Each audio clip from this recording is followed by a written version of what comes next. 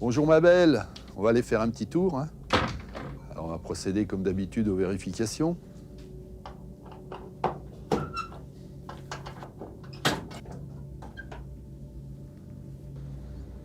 Bon, voyons voir si tu m'as mangé un petit peu d'huile ou pas du tout.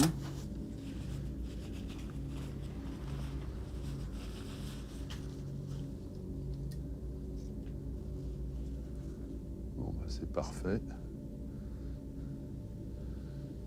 Non, pas une goutte d'huile.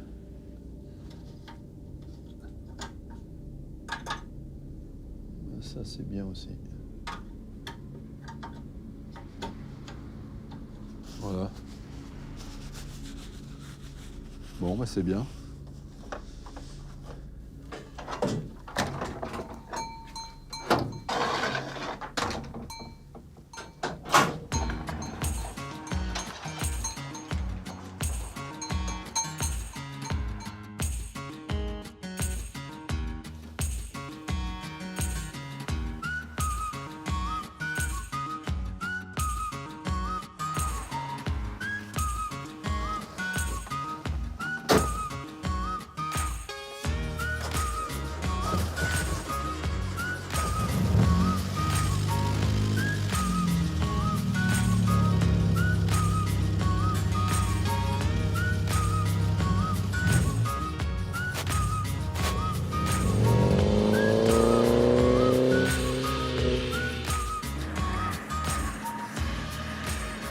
S'il existe une marque anglaise aujourd'hui disparue qui a su s'élever au rang de légende, c'est bien Triumph.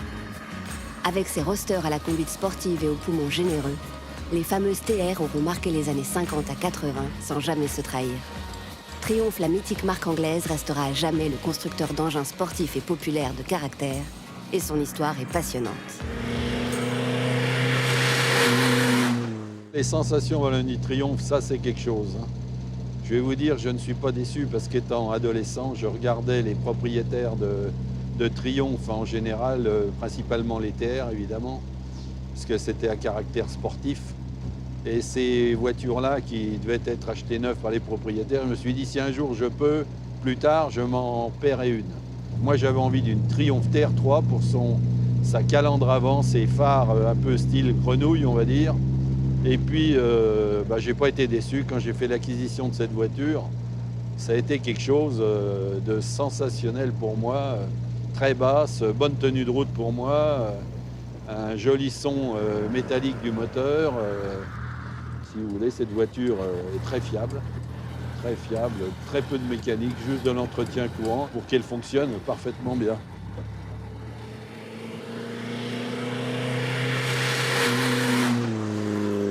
C'est un monument de l'histoire automobile, de par toutes ces motos qui ont fait de nombreuses compétitions, ensuite les voitures qui ont gagné de nombreux rallyes quand même. Ces voitures-là font la satisfaction de milliers de gens en Europe et par le monde, des gens qui sont passionnés de rouler avec ces voitures à caractère très sportif, voitures anciennes. On y trouve plus de plaisir qu'à rouler dans des voitures modernes actuelles où c'est vraiment... C'est vrai que c'est confortable, c'est silencieux, tout ce qu'on veut, mais là, on vit, on entend la mécanique ronronner, on se régale, quoi, en fait. Hein. C'est ça, le plaisir de rouler dans une voiture et de marque Triumph, évidemment.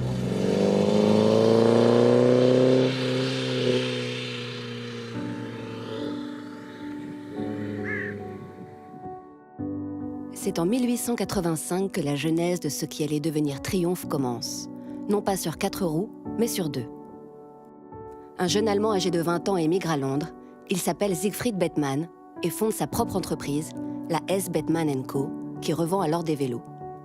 L'année suivante, en 1886, il décide de changer de nom pour un nom intelligible dans toutes les langues. Ce sera Triumph.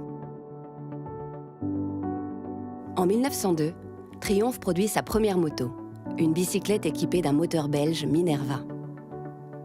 Il faudra attendre 3 ans pour qu'en 1905, la première moto entièrement conçue en interne puisse voir le jour. La Première Guerre mondiale donnera un énorme coup de pouce à l'entreprise. La production modifiée pour répondre à l'effort de guerre des Alliés verra Triumph vendre plus de 30 000 motos, parmi lesquelles le Trusty Triumph. À la fin de la guerre, Triumph se retrouve ainsi nanti d'assez confortables réserves de capital et décide dans les années 20 à se lancer dans la fabrication automobile. La marque se consacre tout d'abord aux petites voitures économiques, mais déjà, on peut voir apparaître quelques dérivés sportifs baptisés Roadster. La plus célèbre des triomphes d'avant-guerre est la Gloria, qui apparaît en 1934.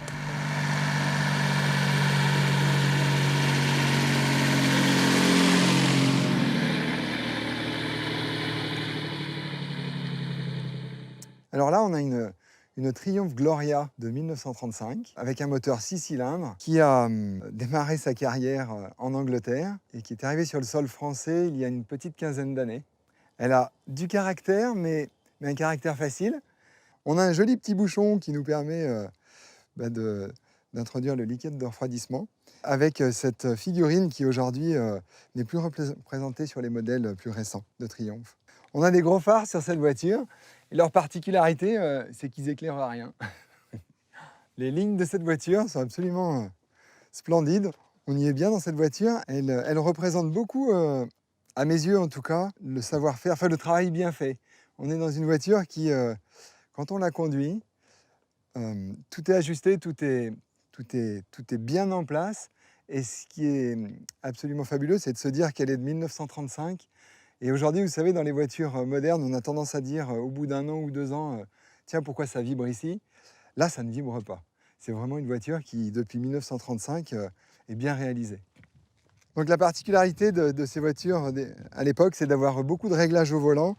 On a le réglage de l'avance moteur, où quand elle est un petit peu froide, il faut manipuler cette manette. On a un starter, bien sûr, manuel, qu'il faut penser à réenclencher parce que sinon ça ratatouille un peu. Et puis ces clignotants qui ne sont pas sur une manette classique derrière le volant, mais bien devant le volant où on va l'incliner d'un côté ou de l'autre. Et le tableau de bord est en bois avec des affichages qui sont multiples, plus ou moins précis, mais en tout cas on a un vrai souci de donner de l'information parce que c'est une voiture qu'il faut surveiller en permanence. Alors le moteur, ici on a d'abord une sangle en cuir, assez surprenant. Ça remplace la tirette que l'on trouve à l'intérieur de la voiture habituellement. Hop. Et voilà pourquoi le petit sujet se tourne. Voilà. Donc ici, vous avez un moteur 6 cylindres. On est dans un environnement qui est totalement libre d'accès, loin de tous ces feutrages que l'on installe sur les voitures pour la rendre plus aseptique. Et alors je pense que ça fait le bonheur des mécaniciens, un peu moins des passants qui vous entendent bien passer. Mais c'est fabuleux.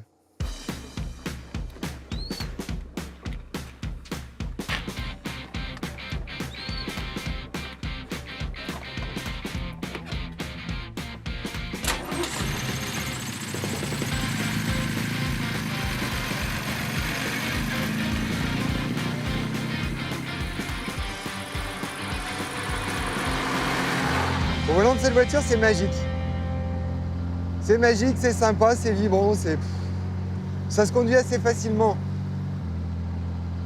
Quand on se dit je vais conduire une voiture de 1935, on s'attend à quelque chose de dur, de raide. Et non, c'est bien, c'est plutôt facile. Ça demande un petit peu de force dans les bras, un petit peu de délicatesse avec cette boîte il faut essayer de faire le craquer le moins possible. C'est le jeu du moment. On est dans une voiture où on se dit tiens, ça n'existe pas sur une autre.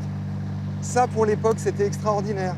On retrouve beaucoup d'innovations de ces époques-là dans nos voitures d'aujourd'hui, qui ont fait un objet qui est intéressant à utiliser pour se déplacer. Je pense qu'elle a été construite avec une envie de faire mieux que le voisin.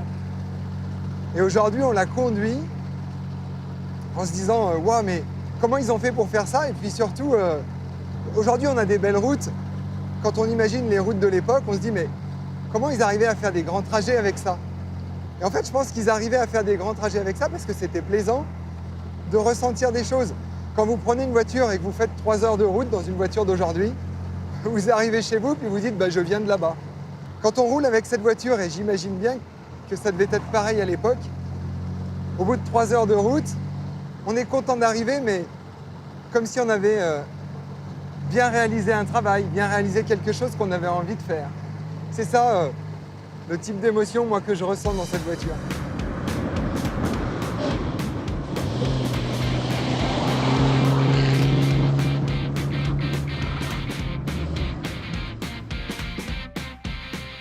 À la veille de la Seconde Guerre mondiale, la crise économique de 29, qui a frappé durement la Grande-Bretagne, a touché Triumph de plein fouet, la marque subissant gravement le marasme du marché automobile.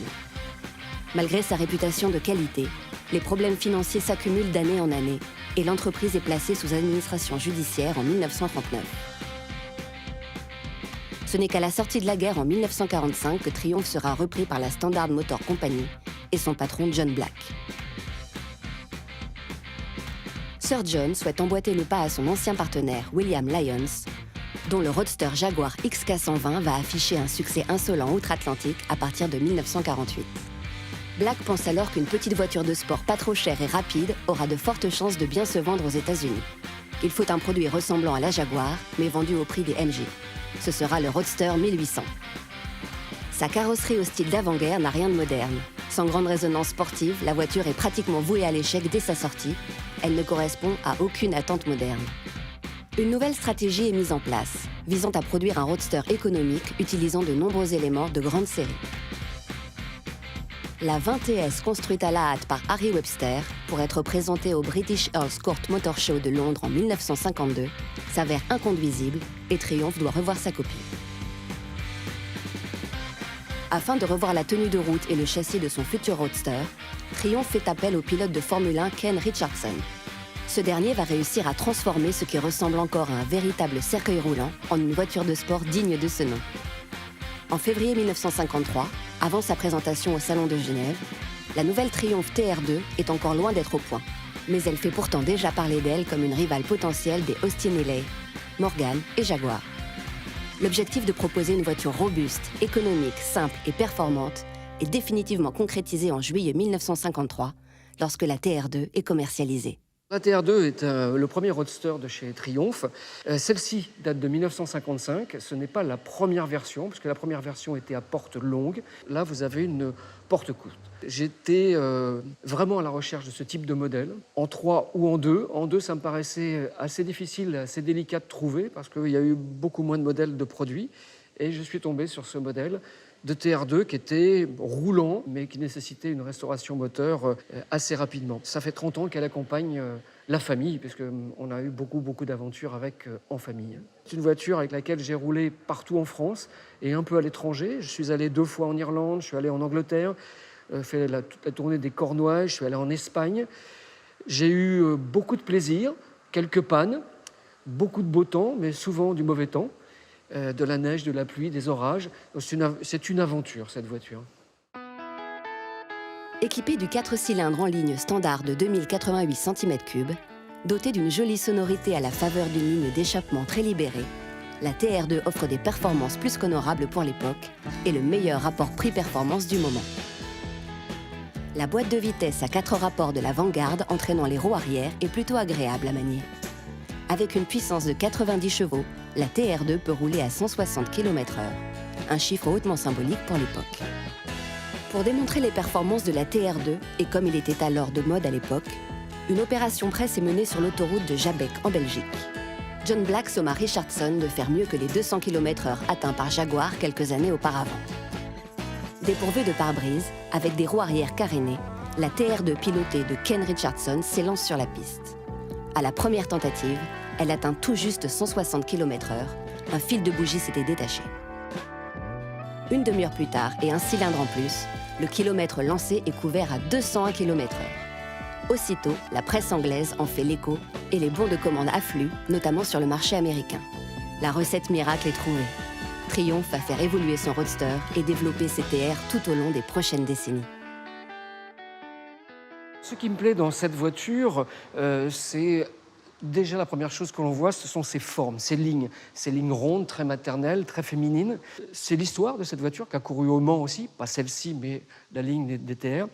C'est son bruit, c'est toutes les sensations que l'on a à piloter cette automobile. La TR2 a pour particularité, dans ses formes, d'avoir des portes sans poignée extérieure.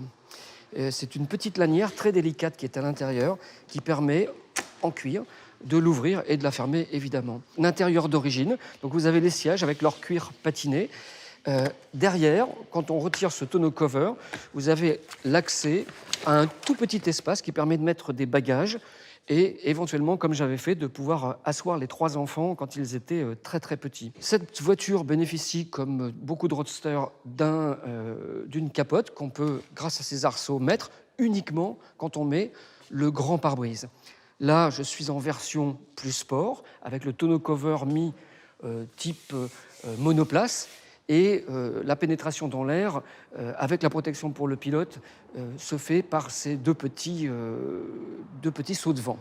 Maintenant que nous avons remarqué l'intérieur, on peut revenir sur les extérieurs, avec les premières lignes qui ont été ensuite exploitées sur les TR3, c'est-à-dire ces ailes très rondes, ce capot très large et ces phares qui sortent de la calandre. Certains disent des yeux de grenouille, en référence après aux Frog Eyes qui sont sortis chez Hilley. Mais voilà donc la première version avec les phares jaunes que j'espère ne jamais casser parce que c'est introuvable. Cette petite bouche, qui est l'identité même de la TR2, vous croisez une Triumph sur la route, vous avez la seule qui a une petite bouche avec une goulotte et le radiateur très lointain, c'est cette TR2. Alors si vous souhaitez, je peux vous montrer le moteur. Pour ça, il faut que j'aille chercher une toute petite clé que je place ici. Et je trouve que elle porte toute la poésie de cette automobile anglaise, parce qu'avec cette clé type SNCF, on va ouvrir le capot. Comme ça, par sécurité, j'ai fait mettre des petites lanières parce que il m'est arrivé une fois d'avoir le capot qui s'ouvre en roulant. C'est pas agréable. Et voilà, nous arrivons au 4 cylindres, qui est un 2 litres 138, un moteur qui a beaucoup de couple, qui permet de rouler sur circuit ou sur route avec une vitesse déjà bien avancée. Cette automobile est très importante pour moi. J'ai la chance de bénéficier d'autres automobiles qui sont des voitures de course d'avant-guerre. Celle-ci me permet des sensations liées à la vitesse, des sensations liées à sa tenue de route. Les Anglais disaient que si nous roulons sur une pièce de 1 shilling posée par terre, on sait exactement si elle est côté pile ou côté face. C'est-à-dire que c'est une voiture nerveuse, très dure. Donc, beaucoup d'émotions et beaucoup de plaisir véritablement avec cette TR2. Avec plus de 8000 exemplaires vendus en un peu plus de 2 ans, la TR2 a véritablement révolutionné la marque, éclipsant presque tout ce qui était fait avant. Sir Black avait vu juste, et il peut passer sereinement la main à la tête de la compagnie à Alnwick en 1954. Le petit roadster a du caractère et une forte personnalité, mais il n'est pas exempt de défauts. Et pour satisfaire le marché américain exigeant, il est décidé dès l'automne 1955 de faire évoluer le modèle.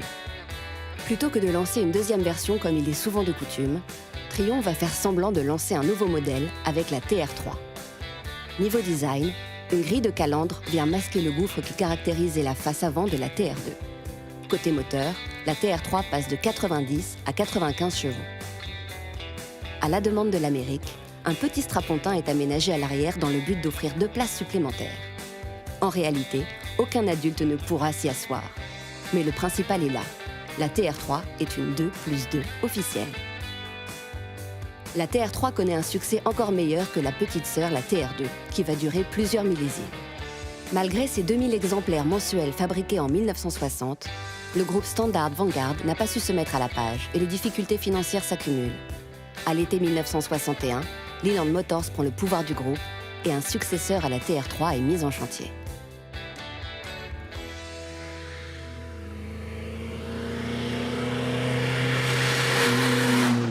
Je vais vous présenter la Triumph, qui a été présentée en 1955 et qui se caractérise par des lignes qui reprennent en s'inspirant un petit peu de la XK120. Les ingrédients de base pour un roadster britannique des années 50 sont toujours les mêmes. Vous avez 2 grands feux ronds, une grande calandre en inox, des lignes très rondouillardes et le plus souvent des jantes à rayons. Typique des roadsters britanniques, c'était pas une option d'époque mais c'est un accessoire souvent monté, la Véronique. La Véronique, en fait, c'est un porte-bagages. Ça permet de compenser le fait que le coffre est vraiment pas grand. Pour ouvrir le capot moteur, il faut ce petit outil magique. Alors, voici ce qui se cache sous le capot. C'est un 4 cylindres en ligne qui fait 100 chevaux avec 2 gros carburateurs. C'est à la base une mécanique très agricole. Il y a un arbre à cames latéral.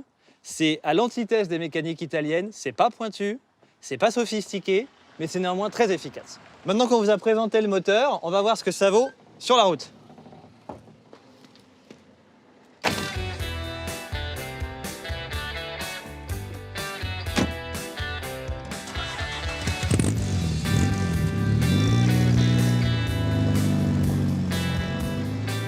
Alors nous voilà à bord de la Triumph TR3.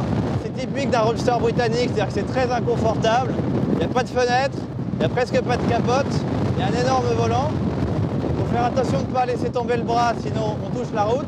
On est à 70 km/h, on a l'impression de rouler beaucoup plus vite. On s'entend à peine parler d'ailleurs.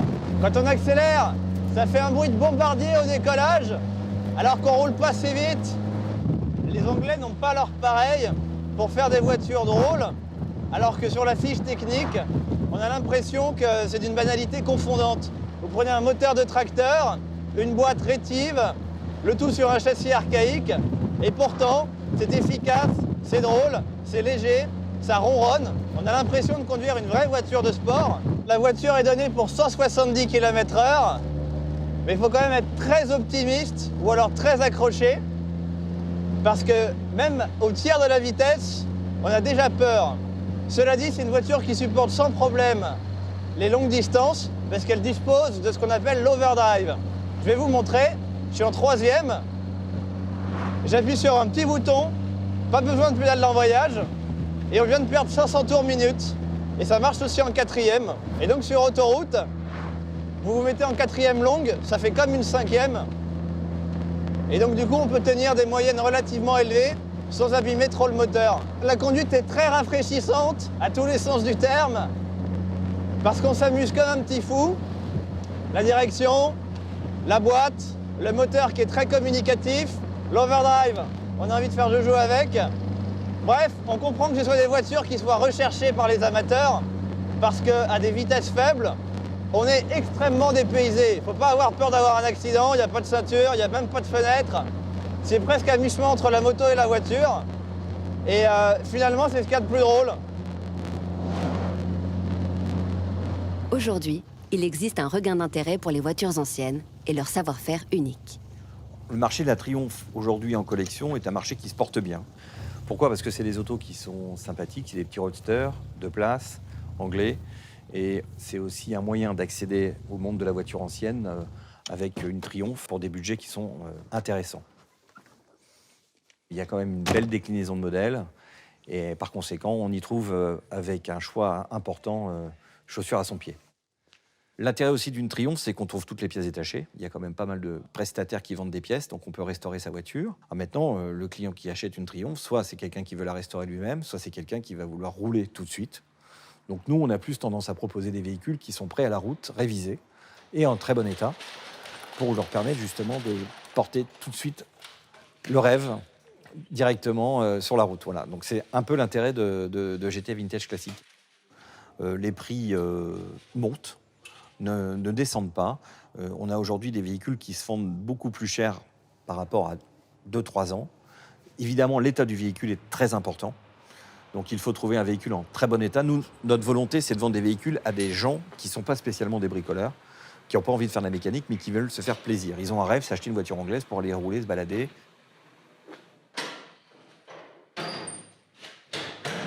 Nous, aujourd'hui, les modèles qu'on vend le plus en Triumph sont les TR4, TR6, on a beaucoup de demandes.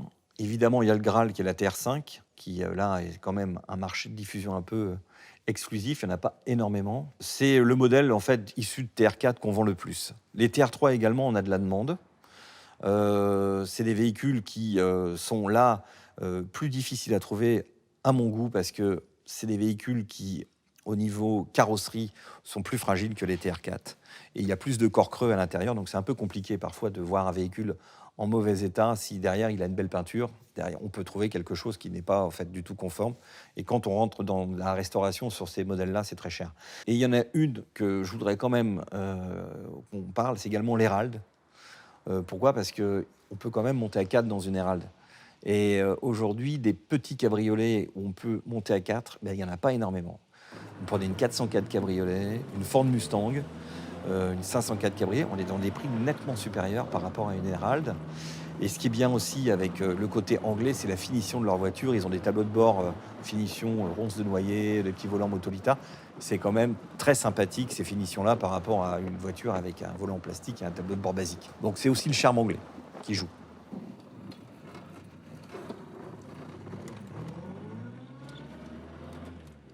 Alors, comment la Triumph Herald est née? Dans les années 58, la firme Triumph avait des difficultés, entre autres financières, et donc il était nécessaire de trouver un nouveau modèle qui puisse être vendu, selon Triumph, sur tous les continents. Donc il a été décidé de développer, contrairement aux anciens modèles qui étaient plutôt faits souvent de briques et de broc, de développer clairement un nouveau modèle. Donc les études ont été lancées chez Triumph. Le carrossier habituel de Triumph, Michelotti, est venu voir ce qui avait été préparé chez Triumph, mais visiblement ça ne convenait à personne.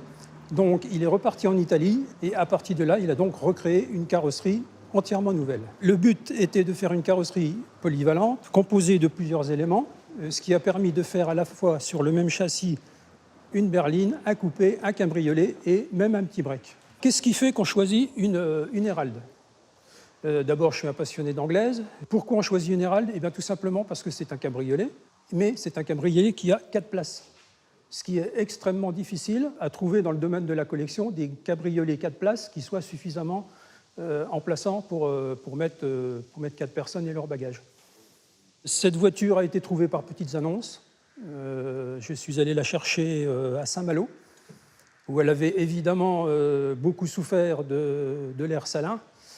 C'est une voiture qui avait été plus ou moins délaissée. Les enfants de la famille s'en étaient servis pour aller jouer sur la plage, donc il y avait quand même quelques séquelles de sa vie antérieure. Donc je l'ai entièrement restaurée depuis le châssis, ce qui m'a pris environ 4 à 5 ans. Et depuis 2012, donc, je roule avec au quotidien quasiment. Elle participe au Mans Classique, elle participe à tous les événements qu'il peut y avoir sur des circuits. Donc c'est vraiment une voiture qui vit.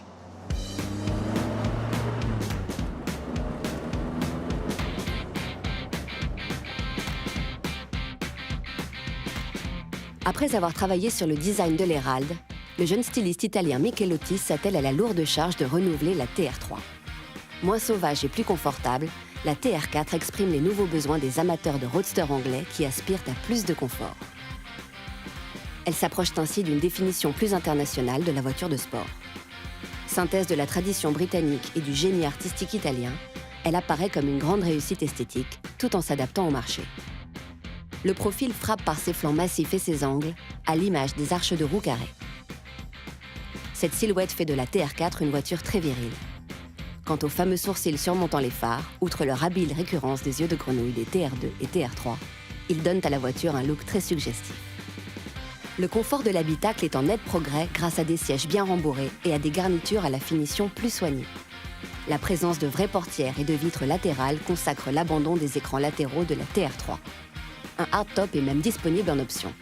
Lancée en août 1961, la TR4 trouve ses marques et son public.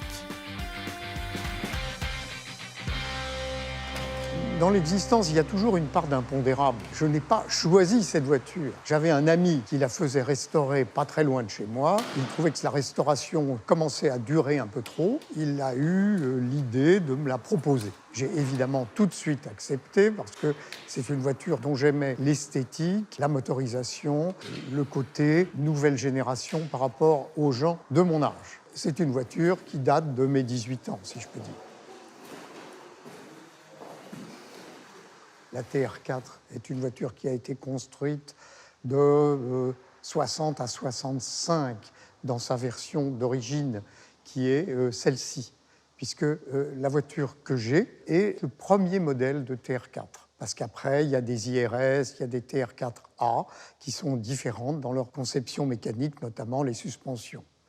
Mais là, on est sur une voiture qui est bâtie sur une mécanique de TR3. Cette voiture qui vient des États-Unis vient donc d'un marché qui, à l'époque, demandait encore des TR3, à l'époque où l'on commençait à fabriquer des TR4.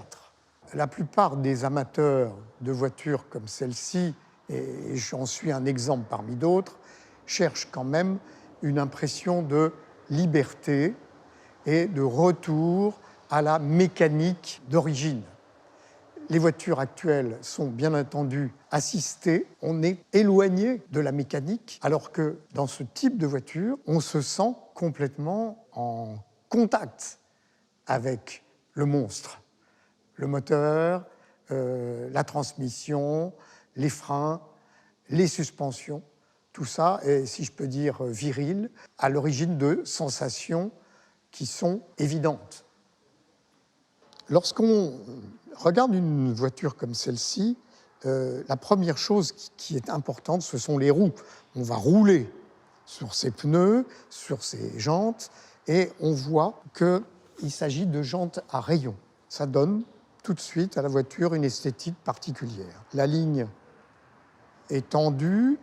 Évidemment, s'agissant d'un cabriolet, il n'y a que 2 portes. Et quand on ouvre cette porte du conducteur, je peux d'ailleurs m'asseoir, on découvre un volant en bois, bien sûr, et un tableau de bord en bois, comme on fait à cette époque-là. On a un très beau travail d'ébénisterie.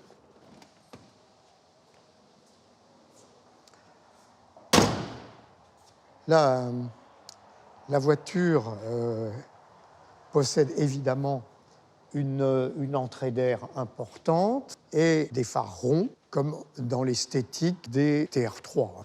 On accède au moteur par une tirette qui est située à droite, parce que c'est une anglaise et que le volant sur les modèles anglais est évidemment situé à droite. Alors, voici ce moteur qui est donc un 4 cylindres de 2 litres 100 et quelques centimètres cubes. Cette voiture, je la possède maintenant depuis au moins 5 ans. Si la question du choix d'un autre véhicule devait se poser pour moi, je crois qu'hélas, ça serait à nouveau une TR4 que je prendrais.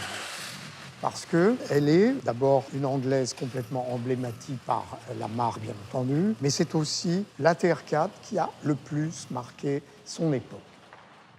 La passion automobile ne se résume pas forcément à collectionner les voitures.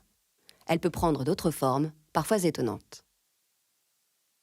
J'ai toujours été passionné par l'automobile et tout ce qui touche à l'automobile m'intéresse. Ça fait quelques années que j'ai été attiré par les pochettes de disques vinyles représentant des véhicules ou des portions de véhicules. Et l'attrait, c'est de pouvoir identifier des fois des véhicules avec une petite partie de ceux-ci. Et ça fait maintenant peut-être 6-7 ans que j'ai étoffé ma collection pour maintenant monter à pratiquement 3000. Alors ici, on trouve une Triumph TR3 dans un petit format de 33 tours. Triumph Spitfire, dressage néerlandais. Triumph TR4. 45 tours qui sont un petit peu plus difficiles à identifier que les 33 tours parce que souvent, nous n'avons que des vues partielles du véhicule. Ici, il faut connaître le galbe de l'aile avant, de la portière, la forme du pare-brise pour pouvoir identifier une Triumph TR3. Un petit peu plus compliqué. D'abord, la photo est plus sombre, mais le galbe de l'aile avant, la roue file, la forme du pare-brise identifie aussi une Triumph TR3. On monte d'un cran dans la complexité quand on a uniquement des vues d'une planche de bord, comme ici. Et en cela, je suis aidé par le magazine LVA, la vie de l'auto, qui, par toutes les vues de véhicules qu'il présente, me permettent des fois de dire « Ah, ça y est, ça c'est une forme d'aile, ça c'est une jante. Là, nous n'avons qu'une aile arrière, un bout de portière, mais il y a quand même une poignée spécifique. On a un galbe d'aile arrière spécifique, un jonc chromé au-dessus, un enjoliveur, une jante. Ça nous permet d'identifier une Triumph Spitfire. Ici, Stone. On est bien dans les années 60-70, avec une Triumph GT6. Les Irrésistibles, avec une Triumph en arrière-plan.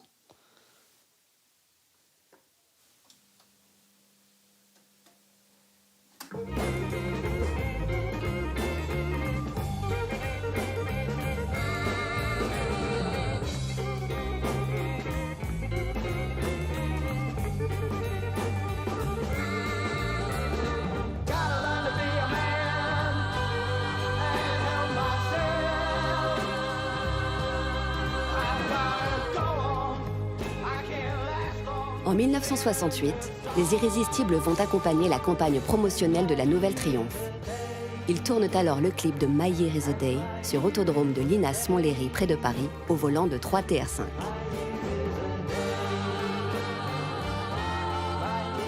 Superbe synthèse entre le look de la TR4 et les atouts du 6 cylindres, la TR5 offre un remarquable équilibre entre puissance, agrément de conduite, tenue de route et confort. Aux yeux de nombreux amateurs, elle est la plus belle, la plus rare et la plus désirable des Triumph TR. La TR5 a été conçue et fabriquée à partir de 1968 et seulement pour une année. En réalité, c'est une voiture qui est très ressemblante à la TR4. Donc ça veut dire que le châssis, les suspensions, etc. sont les mêmes.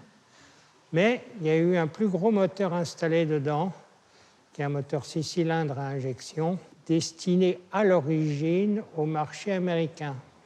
Sauf que les normes anti-pollution américaines ont fait que la TR5 n'a jamais été exportée aux États-Unis et par contre a été remplacée ensuite par la TR6 qui a le même moteur mais avec beaucoup moins de puissance pour respecter les normes anti-pollution. En 68, il n'y avait pas mieux. C'est une voiture qui permet de profiter de l'extérieur, de balades, de rencontres avec les copains, bien sûr, qui ont les mêmes passions et les mêmes intérêts.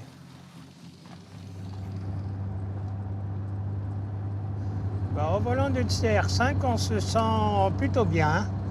C'est-à-dire qu'on a à la fois un confort qui est assez bon et puis une voiture agréable en termes de puissance. Surtout couple, c'est un moteur très agréable avec de bonnes reprises. Et puis avec la boîte à overdrive électrique, on n'est jamais dans des tours excessifs. C'est toujours tranquille pour le moteur. Donc dans l'ensemble, on est plutôt agréablement transporté. L'ancienne par rapport à la moderne, c'est d'abord le plaisir de rouler. La moderne, maintenant, tout est aseptisé, contrôlé, tout sous électronique, etc. Alors que là, on est vraiment pas loin des origines de la voiture, c'est-à-dire c'est quelque chose de simple. J'étais précédemment motard, donc le plaisir de rouler à l'air en moto, c'est ce qu'il y a de mieux, entre guillemets. Et puis maintenant, passer au cabriolet, on garde un peu de cet esprit-là, c'est-à-dire on roule tranquillement à l'air et c'est plutôt agréable.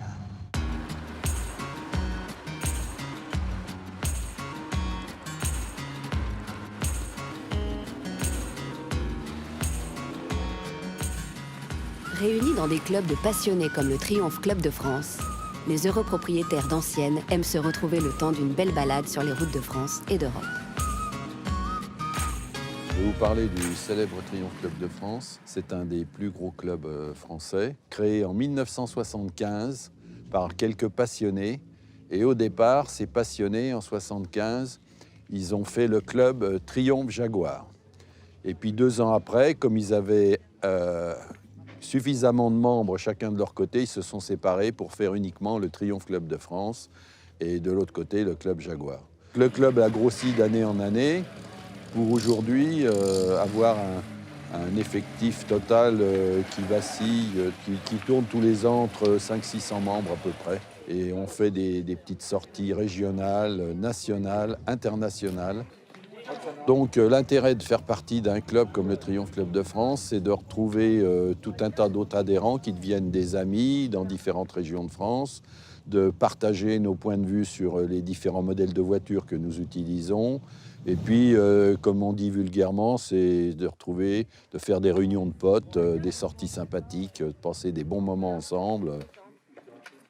En étant adhérent d'un club, on arrive à sympathiser et puis d'augmenter un peu, je dirais, nos relations amicales. L'avantage, c'est qu'on est animé d'une passion commune, c'est-à-dire les vieilles voitures.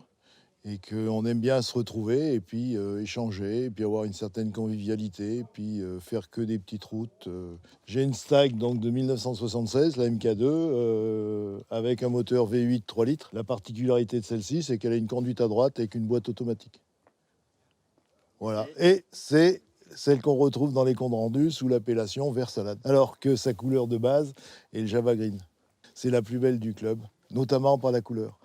Moi, je suis venu ici pour espionner, pour discuter avec tous les autres membres du club, qui a amélioré sa voiture, comment il la maintient, comment il la gère. Ça permet de moins se sentir seul. La Stag est une voiture assez peu représentée, donc c'est vrai qu'on est content quand on arrive à discuter avec d'autres membres du club et d'autres propriétaires de cette voiture. J'ai une Triumph Stag qui date de 1976. Je l'ai achetée en 1977, c'était avec mon premier salaire, ce qui fait qu'elle m'a accompagné depuis 45 ans dans toutes les étapes de ma vie.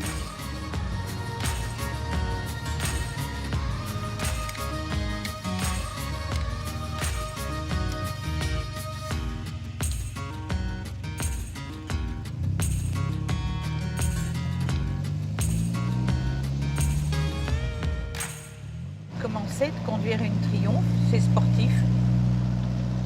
La mienne date de 1960.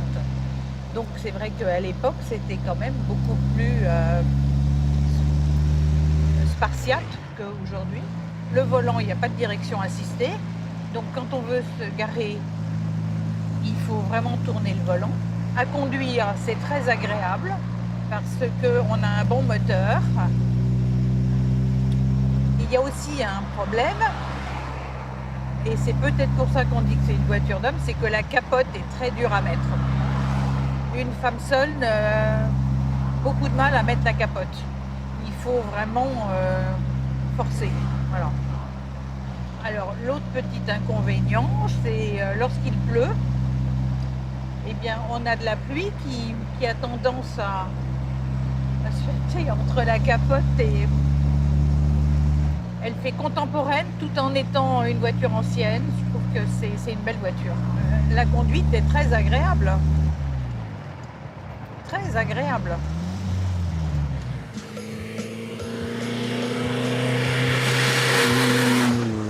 Dévoilée en novembre 1968, la TR6 s'analyse comme une TR5 redessinée pour satisfaire le marché américain. Réalisée en toute hâte, cette cure de rajeunissement a été confiée au carrossier allemand Karmann. Avec son style dépouillé aux lignes plus tendues, la nouvelle carrosserie est plutôt convaincante. En gommant la part baroque des formes de la TR4, elle sauvegarde l'essentiel, à savoir le charme inimitable des TR. Un classique, en somme. Je suis propriétaire d'une Triumph TR6, injection de 1970. C'est une voiture que j'ai achetée pour mes 40 ans. Je sais pas, un truc s'est déclenché. Je me suis dit qu'il fallait que j'ai une voiture plutôt anglaise, plutôt 6 cylindres. Et c'est ce qui rentrait dans mon budget. Et puis, je trouvais que le look était sympa, qu'on était un peu entre deux époques, avec une cellule qui était un peu ancienne, d'ailleurs, qui est celle de la TR5. Hein, et puis, une ligne avec un capot assez long qui est plutôt sympa. Et je pense qu'ils avaient réussi leur coup à l'époque, puisqu'il y a eu plus de 90 000 voitures vendues. Donc, j'étais pas le seul à la trouver sympa.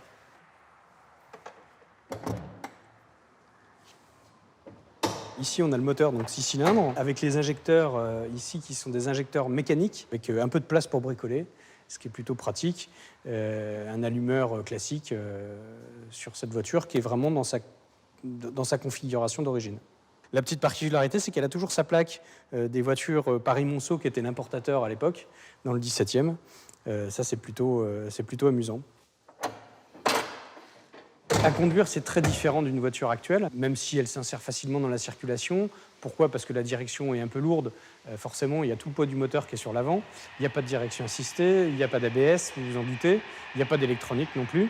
Après, la voiture, elle est assez rigolote à conduire parce que assez agile, elle a 4 roues indépendantes, il y a de la puissance, c'est assez grisant, il y a un bruit qui est plutôt sympa et on n'a pas besoin de rouler très vite pour se faire plaisir et avoir des sensations.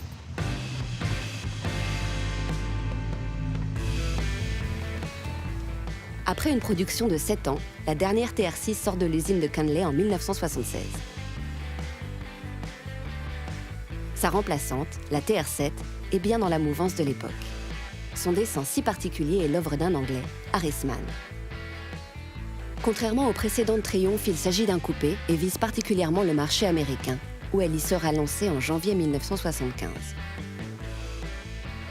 Pour répondre à la demande de la clientèle, qu'elle soit américaine ou anglaise, la TR7 se verra offrir une version cabriolet à partir de 1979.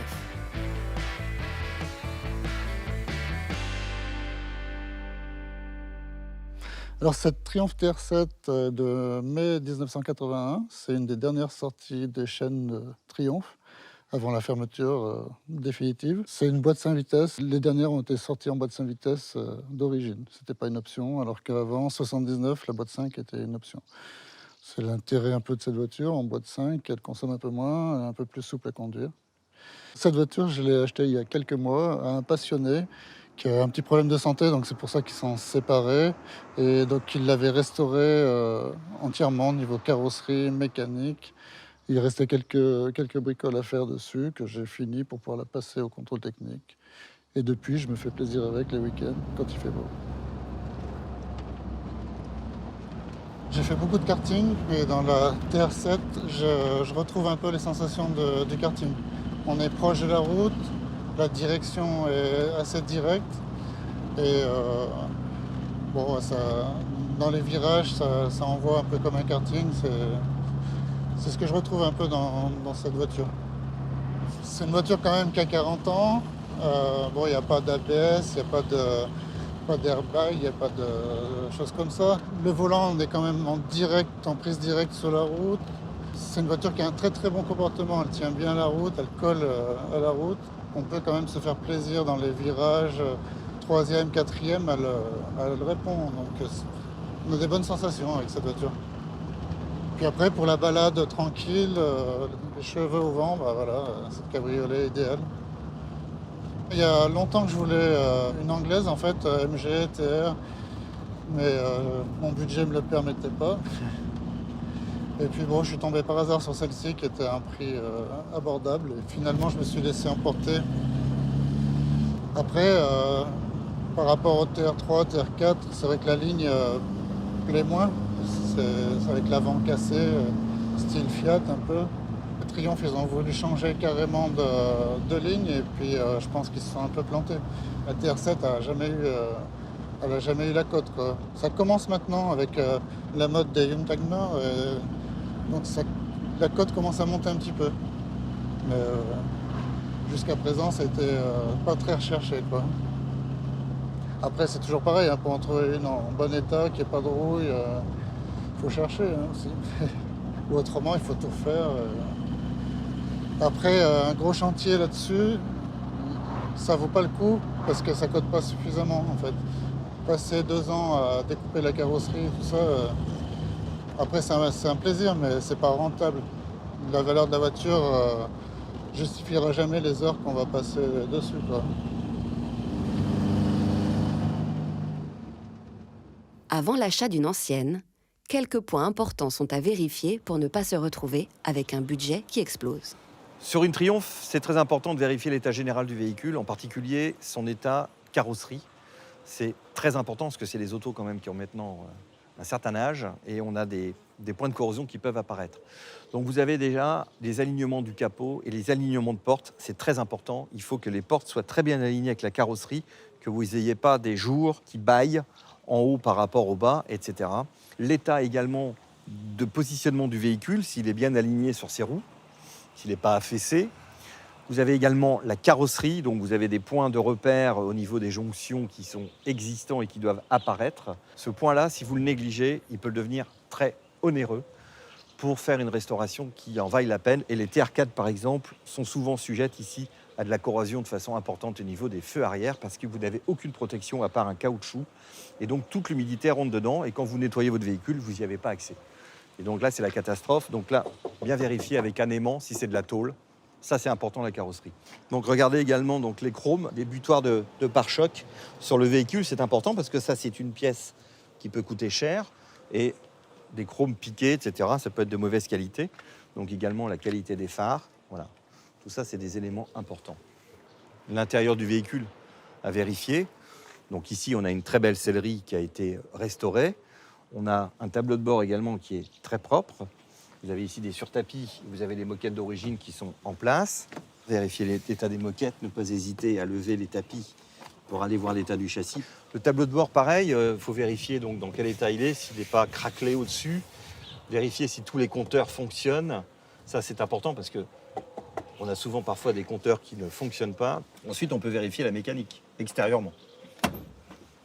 Donc la mécanique. Déjà, on regarde le compartiment moteur. Bon, il est évident que si tout est corrodé, vous avez des trous ici dans la carrosserie, ben à ce moment-là, vous pouvez vous poser la question de l'état du véhicule. Mais déjà, vous devez regarder également le moteur, si les durites sont en bon état, si le radiateur n'est pas complètement oxydé, si le freinage a été également correctement fait, si l'allumage est bien. Déjà, en premier aspect comme ça, vous pouvez visualiser le véhicule. Il y a quand même beaucoup d'accès carrosserie qui vous permettent d'avoir un état des lieux du véhicule. Après, il faut mettre le véhicule sur le pont, si c'est possible, pour vérifier le châssis. Ça, c'est un élément essentiel de la voiture. Le châssis, s'il est abîmé, s'il est corrodé, à ce moment-là, vous arrêtez votre investissement. Ce n'est pas la peine d'y aller.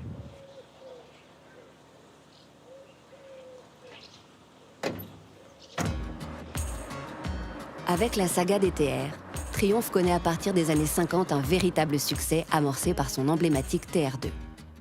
La suite est moins brillante. Contrainte de construire sous licence Honda une Triumph nipponisée nommée Acclaim, dévoilée en 1981, la firme ne convainc plus. C'est sous ces tristes auspices que la saga des Triumph prendra fin, en 1984. L'histoire de l'automobile est riche de voitures remarquables, conçues avec génie, et les TR en font indiscutablement partie. Triumph doit beaucoup à Sir John Black, qui fut à l'origine du projet, et dont la longue saga ne faisait alors que commencer.